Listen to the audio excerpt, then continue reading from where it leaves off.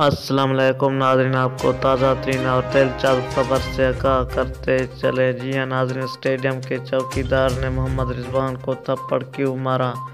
जी हाँ नाज़रीन, आप इस वीडियो को एंड तक ज़रूर देखें, आपको तमाम तफसीलात से आगाह करते हैं।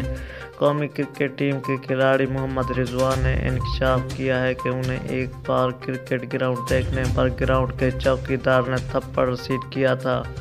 पाकिस्तानी विकेट कीपर बल्लेबाज मोहम्मद रिजवान का एक इंटरव्यू सोशल मीडिया पर खूब वायरल हो रहा है, जिसमें वो अपने क्रिकेट कैरियर से मुतल्लिक दिलचस्प बातें भी बता रहे हैं।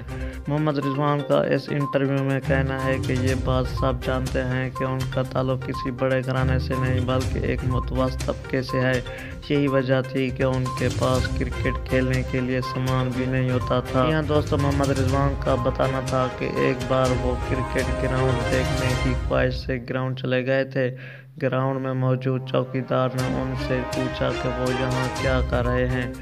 उस सवाल के जवाब में उन्होंने कहा कि ग्राउंड देखने आया हूँ। उस जवाब पर फौरन चौकीदार ने उन्हें पीछे से थप्पड़ मार दिया था और कहा कि बाहर निकल जाओ ग्राउंड के बच्चे।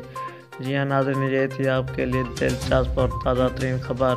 अगर इस तरह की खबरों से बाखबर रहना चाहते हैं तो प्लीज़ मेरे चैनल को सब्सक्राइब ज़रूर करें, और इस वीडियो को लाइक नहीं किया तो वीडियो को भी लाइक करें। कमेंट सेक्शन में अपनी राय का इजहार ज़रूर करें। मुझे दीजिए इजाज़त, मिलते हैं नेक्स्ट वीडियो में। Thanks for watching.